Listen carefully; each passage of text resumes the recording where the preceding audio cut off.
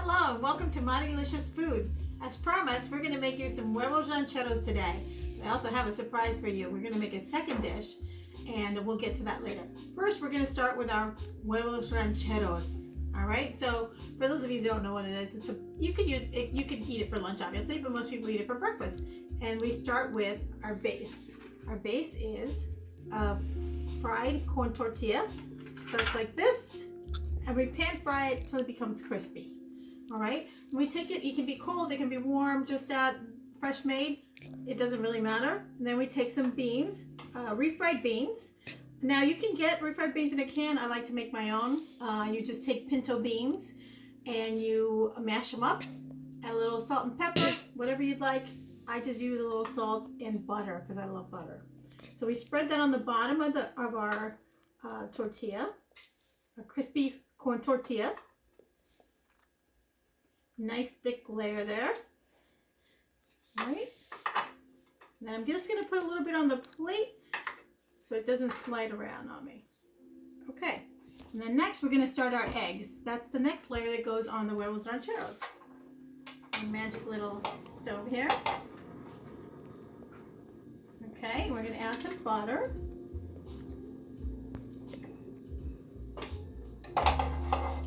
I'm not like Julia Child butter, but I love butter, so put that on there. Wait till that gets nice and melted. It'll start to sizzle a little, and that's when I know it's ready for me to put my eggs in. So we have 2 eggs. Okay. So I know while we're waiting for that to warm up, I know we made some pico de gallo before, and it's almost the same ingredients for your ranchero sauce. This is the ranchero sauce that makes the eggs huevos rancheros. And huevos is just Spanish for eggs. So it has tomato, it has onion, it has cilantro, it has garlic and jalapeno all in here, and then a little bit of tomato sauce. Also some water, salt, pepper, and cumin, and you cook it on the stove until it reduces, and then it becomes this almost a warm salsa, so to speak. All right, so we hear the sizzle of the butter. It looks like our pan's ready for our eggs. I'm gonna make my eggs over medium. You can make them any way you'd like, scrambled, whatever. I just think these make a better presentation, and I like eggs over medium. There was a time when I was pregnant that I didn't like them so much because I went to a deli and they served the eggs to me, and the white was running. Ugh, it really freaked me out. But I'm back to loving them. So, turn that down a little bit. Okay. In a little bit, we're going to try and flip them over, okay? And we'll see if I can get it on the first try. And if you love Huevos Rancheros, when we get out of this lockdown and Cuckoo's Nest opens back up again, you can come there and get them from me. I make them special on Sunday brunch. There we go, ready? And here comes the flip. Oh, I didn't lose too much. I think that was pretty good. I think my producer Izzy will be happy that we don't have to do a retake. All right, so our eggs are ready.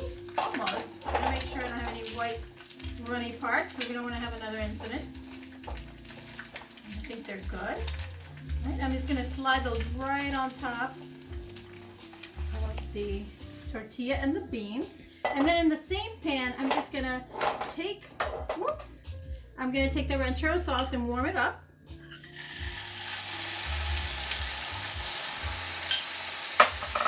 I like a lot of ranchero sauce on mine. And I make my ranchero sauce a little spicy because my husband John, he really loves spicy, so you'll see a lot of jalapenos in there. And I have big chunks of garlic because I love garlic too. So, all right, just so it's warm through, because we want the cheese to melt when we put the cheese on top, because we're going to use cheese. So let me turn that off. Then we pour that right over the eggs, just like that. Okay. All right, and then we top it. My cheese, I forgot to get it out of the fridge. I'll get it for you right now. So typically I use cotija cheese. I didn't have any cotija cheese, so I used some Asiago and I just shredded it. I like the saltiness of the Asiago and the cotija cheese, so I'm gonna use this Asiago. It's got a really, really good flavor, and I like salty. Right, and then we just top it with a little bit of cilantro. There you go. And whoa, let's cut into that and see, because I like to see the yolk coming through. So, see that? Oh, look at that delicious gooiness in there. I love that. That golden yolk and the crunch of the tortilla at the bottom and the beans. Oh my goodness, this is so delicious. Should I taste it? I think I'm going to taste it. All right, let's see. Oh, so delicious. Okay, we're going to set this aside now. We're going to take a little break, and then I'm going to come back with my surprise for you for our second dish. Welcome back. As promised, I have a second item that we're going to make today, and it's going to be Spanish rice. I've gotten a lot of requests. People want to know how to make Spanish or Mexican rice, however you want to call it. This is my version. There's very many versions on how to make it. I use long grain rice, not parboiled. This is 2 cups of long grain rice, 1 clove of garlic, whole cumin and peppercorn, a little less than a quarter, is that a quarter? Yeah, a little less than a quarter of a cup of olive oil, chicken stock. Now, if you're wondering what the difference is between chicken stock and chicken broth, is the chicken broth is made with mostly the meat of the chicken, and the chicken stock is made with the bones, so it's got it releases all that better flavor. And we also have some tomato sauce. We're not going to use the whole can, probably just a half. All right, so then we're going to start with grinding our spices first, because I like to have that ready to go. So we take, and remember we talked about the molcajete? This is my molcajete I use to grind spices. It's not big enough for making guacamole, so I use it for spices. All right, so I'm going to take just a handful, make sure there's enough peppercorns in there.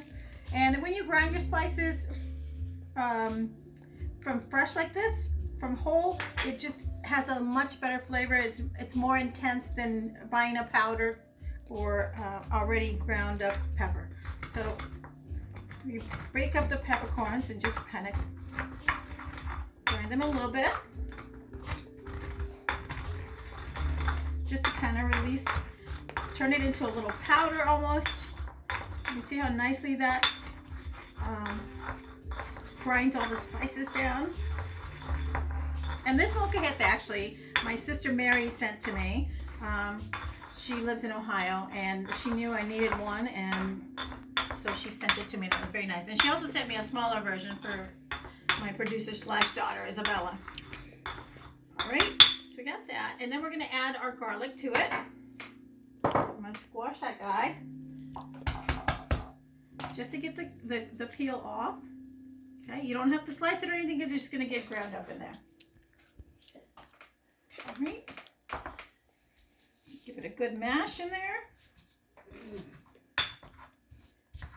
And don't worry, you're wondering how are we going to get all those spices into the pan. Well, it's all going to work out, don't worry.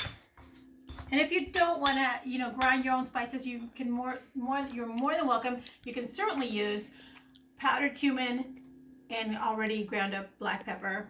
And I would stick with the fresh garlic, because I just think that gives it a better flavor. All right, so then to this, we're going to add a little bit of this tomato sauce, just a little bit, okay? And then we're going to add some of this. So to our rice, we're going to take the 2 cups of long grain white rice, 4 cups of chicken stock, okay? But a part of it is I'm going to put it in here a little bit. And we're going to give that a stir, and then it's just going to make all the spices come together in there, and releases them from the molcajete so that they're ready to go in to the rice when it's time. Okay, let's set that aside now, because we're not going to need it for a little bit. I just wanted it to have it ready. We'll get rid of this. Our magic stove, we gotta take that, turn it on. And I prefer to use this type of pan versus a non-stick pan. Now this pan has been with me for many, many years. Before we got married, my mother-in-law sent this to me, so this pan is about 31 years old. And it's worked great. She always believed that you should have a good pan. You should always have one good pan, and she was right. This pan has just lasted the test of time. So once our pan is hot, we add our olive oil. Okay, you can add less if you like. I just like to have it a little more, with a little more fat in it. Or olive oil is not really fat, I guess. And then you add your 2 cups of rice. All right, and then you're gonna stir it. Once it starts to warm up, it'll start to toast the rice, and that's what you want. You want the rice to get a nice brown color to it, but not burn. So once it heats up, you're gonna have to stir it constantly until you get to the right toastiness, and you'll see once we get further along. Okay, so now you can see it's got a nice brown toasty color to it, and at this point we turn the flame down to about a low medium, and that's when we add the chicken stock to it. You can use water if you'd like. I like to use chicken stock because I think it gives it a better flavor. And you see that noise? Oh, my family loves that noise, along with some of my daughter's friends. They just love my rice for some reason. All right, we put it all in.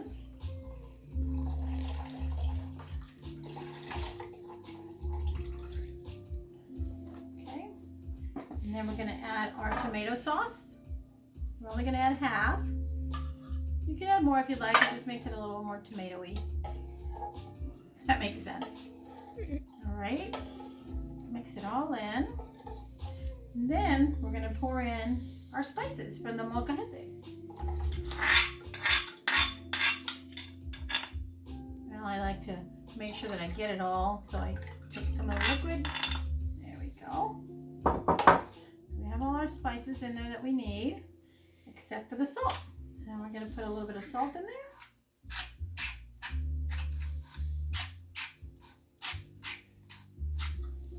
All right. And then what we do now is we cover it and we let it sit, and we don't uncover it until all the liquid is absorbed. So this is a really handy tool that I got from my sister-in-law. She gave me this for Christmas one year, and it fits just about every pan and gets a nice good seal. So we're going to leave that for 20 to 25 minutes. We're not going to wait the 20 to 25 minutes, obviously. I made some ahead of time, and you have to fight the urge to keep lifting the lid, because otherwise you cut down, you add to the time of the cooking. So leave it alone. It's going to take about 20 to 25 minutes. When you get to around 15-20 minutes, then you can open up the lid and check and see, make sure that all the liquid has been absorbed.